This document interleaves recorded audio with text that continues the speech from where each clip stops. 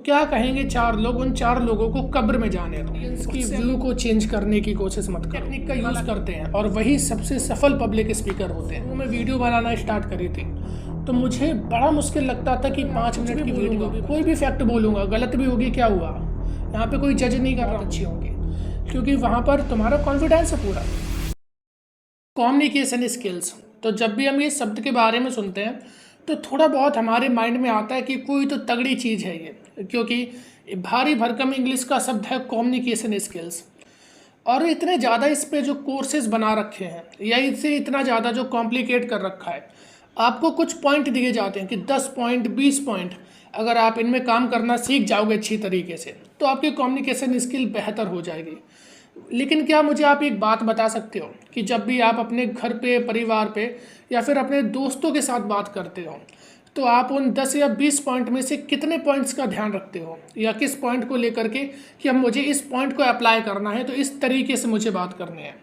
तो ज़रा आप सोच के बताइए कि कितने पॉइंट आपको याद भी रहते हैं। इन रियलिटी अगर मैं आपको एक बात बताऊं तो ये सारी मार्केट चीज़ें हैं कि आप एक कोर्स बना करके बेचने लगो। एक बहुत अच्छी कहानी है कि कुछ लोग जाते हैं कि सोने की हम यहाँ पे जाके तलाश करेंगे, वो सब लोग सोना ढूंढने के लिए जाते हैं।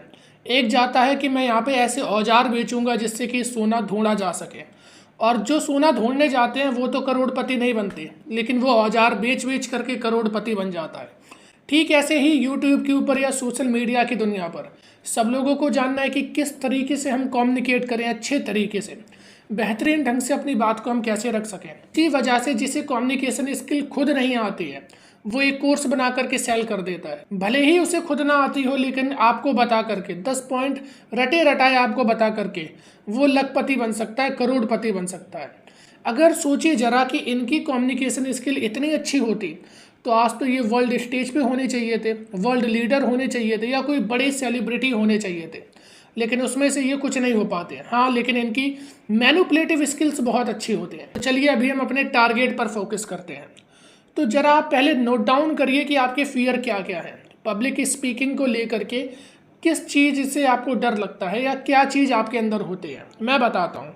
आज इस वीडियो में मैं आपको कोई पॉइंट देने वाला नहीं हूँ, अपनी कहानी जो मेरी स्टोरी है उसे आपके साथ शेयर करूँगा। मैं छोटे से ही बहुत सारे जो संगठन होते हैं उनमें काम करता रहा हूँ, उनके साथ जुड़ा रहा हूँ, और स्कूल में ही थोड़ी बहुत लीडरशिप क्वालिटीज़ मेरे अंदर थे, लेकिन वो अचानक से नहीं आई थी। 7th क्लास तक मैं ऐसा लड़का था जो ज़्यादा बात नहीं करता था। हालांकि शरारती मैं रहा था, लेकिन कभी भी ज़्यादा बात नहीं करना या किसी के भी सामने, यहाँ तक कि अपने घर परिवार के सामने भी अपनी फीलिंग को एक्सप्रेस नहीं कर पाते थे। अपनी बातों को रखना तो बहुत दूर की बात होती थी, और वो भी पब्लिकली रखना तो उससे भी बड़ी बात होती थी।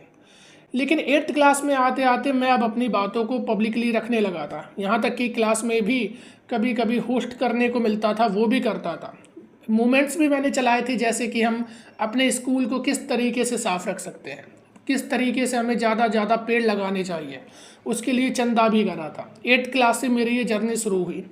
लेकिन एक बार जब पहली बार मैंने स्टेज करा था तब मुझे याद है कि एक पर्चा मैं लिख करके ले गया था, और जब उसे पढ़ने की बारी आई थी तो मेरे हाथ पैर कांपने लगे थे।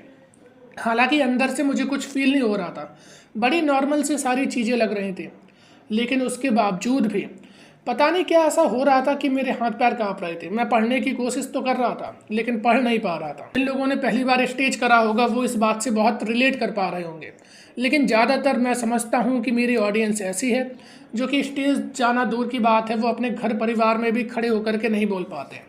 तो ज़रा अपने फियर को आप नोट डाउन करिए कि किस चीज़ का फियर आपके अंदर होता है, क्योंकि जब तक हम अपनी बीमारी को नहीं समझेंगे तो उसका इलाज कैसे हो सकता है। तो पहले आप अपनी बीमारी को समझिए। तो लोगों में कॉन्फिडेंस की कमी होती है। अब कॉन्फिडेंस की कमी ये तो है नहीं कि कॉन्फिडेंस एक कोई चीज़ होती है तो उसकी कमी हो गई।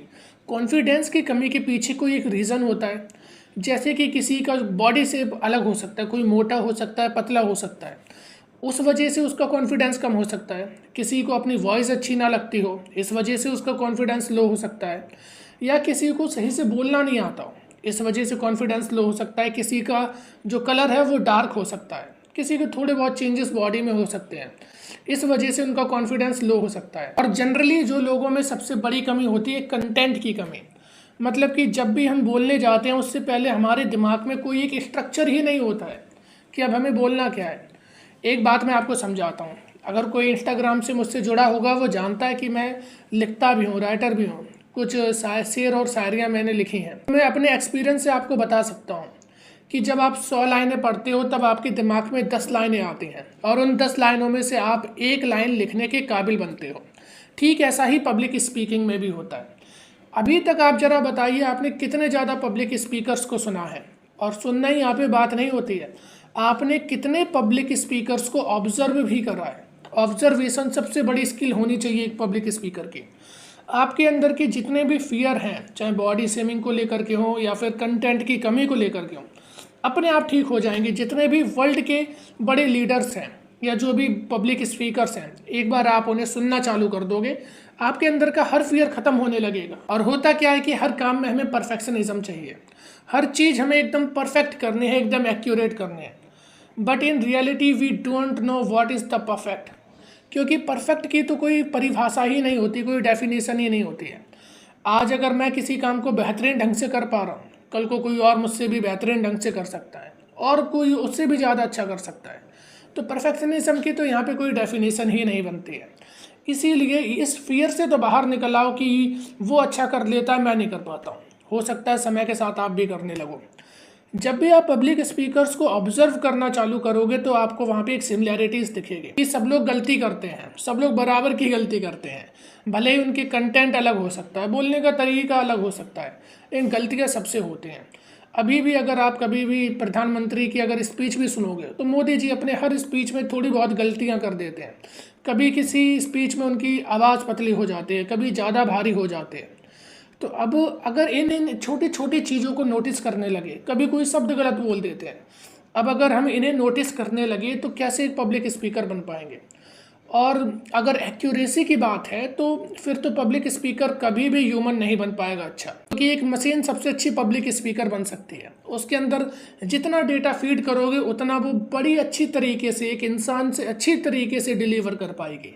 तो इस मामले में मशीन बहुत अच्छी है हमसे।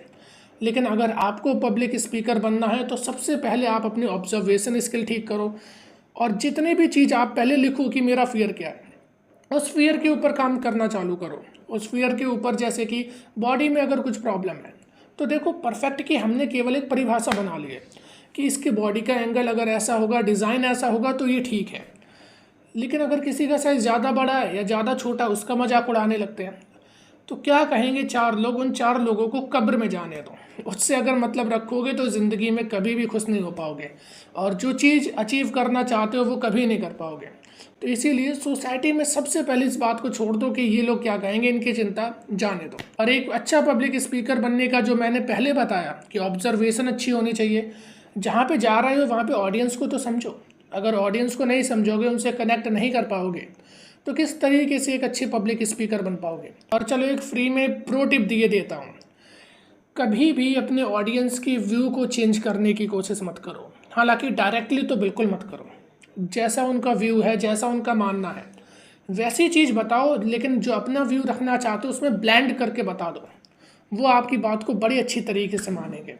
एग्जाम्पल के तौर पे बताता हूँ, जैसे कि कांग्रेस की रैली में जाकर के अगर बीजेपी की बड़ाई करने लगो तो आपकी जूते पड़ने तय हैं। और ऐसे ही अगर दूसरी पार्टी की रैली में दूसरी पार्टी की अगर बड़ाई करोगे तो वहाँ पर भी आपको जूते पड़ेंगे। लेकिन उसी के साथ में आप इतना कह सकते हो कि इस चीज़ में मुझे थोड़ी कमी लगी, यहाँ पे हम थोड़ा सुधार करेंगे और मुझे पूर्ण विश्वास है कि इस चीज़ में हम ज़रूर काम करेंगे। इस तरीके से बताओगे ना तो लोग ज़्यादा कनेक्ट करेंगे कि हाँ, तारीफ़ तो कर रहा है हमारी, लेकिन उसमें आपने उन पार्टीज़ की एक कमी भी बता दी, तो अब ऑडियंस के मन में वो कमी भी रह जाएगी। तो इस चीज़ से समझने की कोशिश करो कि हमें किसी की व्यू नहीं बदलने, और बदलने तो वो धीरे धीरे, इसे मैनिपुलेटिव टेक्निक बोलते हैं। जैसा तुम्हें चाहिए ठीक है, ले लो तुम, लेकिन इतना और कर लो, इसमें बस थोड़ा थोड़ा करके मैनिपुलेट करना है। और देखोगे वर्ल्ड के जितने बड़े पब्लिक स्पीकर हुए हैं और जो अभी हैं, वो इसी टेक्निक का यूज़ करते हैं और वही सबसे सफल पब्लिक स्पीकर होते हैं।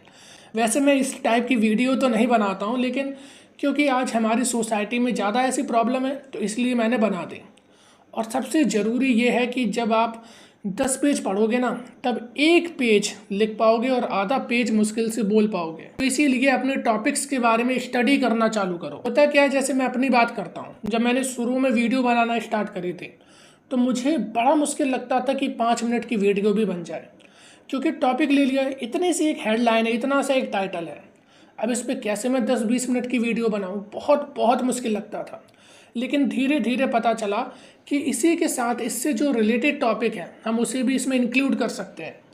तो अब एक जो समय पास हो चुका है उसके एक्सपीरियंस से इतना सीख चुका हूँ कि किस तरीके से हम कंटेंट को कितना बड़ा ले जा सकते हैं, क्योंकि अब मेरे दिमाग में बहुत कंटेंट है, जिससे कि मैं आपको बता सकता हूँ 10 पॉइंट जो मैंने सोच रखे हैं, हो सकता है कि 10 से ज़्यादा भी हो जाएं, या वो पॉइंट ना हो जो मैंने सोच रखे थे और दूसरे पॉइंट हो जाएं। तो जब आपके पास कंटेंट बहुत सारा होगा तो उसमें से आप बहुत सारा ही बोल पाओगे। तो इसी वजह से सबसे पहले अपने कंटेंट पे आप वर्क करना शुरू करो। और एक जो प्रो टिप और देना चाहूँगा, इतना याद रखो, घर परिवार में बात करते हो, दोस्तों से बात करते हो, घर परिवार में भी लोग चलो बात नहीं कर पाते, मैं मानता हूँ दोस्तों से करते हो, कैसे कर लेते हो, क्योंकि उसके सामने आप कंफर्टेबल हो जाते हो, जहाँ पे आप कॉन्फिडेंट और कंफर्टेबल हो जाते हो कि चलो यार कुछ भी बोलूँगा, कोई भी फैक्ट बोलूँगा, गलत भी होगी, क्या हुआ, यहाँ पे कोई जज नहीं कर रहा मुझे। जब इस लेवल का कॉन्फिडेंस होता है तब आप वहाँ पर अपनी हर बात रखने लगते हो। लेकिन ज़रा बाहर बोलने में क्या होता है, आपके पास वो कॉन्फिडेंस नहीं आ पाता, अरे ये तो मजाक उड़ाएगा, ये ऐसे बोल देगा, अगर कुछ गलत निकल गया तो क्या होगा, निकल जाने तो कुछ गलती तो होगा थोड़ा बहुत, और क्या होगा।